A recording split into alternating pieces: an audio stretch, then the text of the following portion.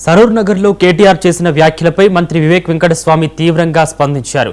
విదేశీ విద్యపై సీఎం రేవంత్ రెడ్డిని ప్రశ్నించే ముందు తమ కుటుంబ సభ్యులు విదేశాల్లో చదవడం, నివసించడం గురించి కేటీఆర్ సమాధానం చెప్పాల్సిన అవసరం ఉందన్నారు.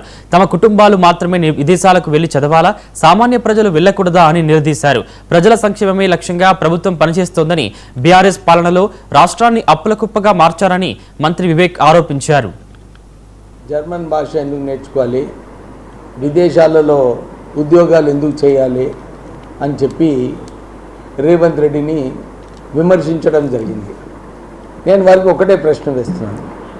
నువ్వు మీ కుటుంబ సభ్యులు అమెరికాకి ఎందుకు పోయినారు, అక్కడ ఉద్యోగాలు ఎందుకు చేసినారు? మీరేమో మీ భవిష్యత్తు కోసం విదేశాలలో పోవాలి, ఇంగ్లీష్ నేర్చుకోవాలి, ఇంగ్లీష్లో మాట్లాడాలి, ఇవంకా ట్రంప్తోని స్నేహితం చేయాలి, ఆయనకేమో ఇవన్నీ చేయాలని ఆయనకు ఆశ.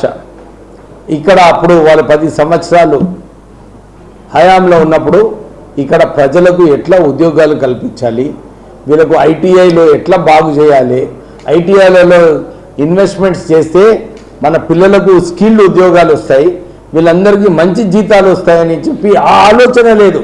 కానీ ఎప్పుడు ఆ రోజులలో ఆలోచన మా కుటుంబ సభ్యులకు రాజ్యసభ సభ్యులు ఎట్లా చేయాలి, 6 మందికి 6 రాజ్యసభ సభ్యులు చేసినారు. ఆ కుటుంబంలోనే 3 మంత్రులు, ఆ కుటుంబంలోనే 4 ఎమ్మెల్యేలు. అరే మీరు కేవలం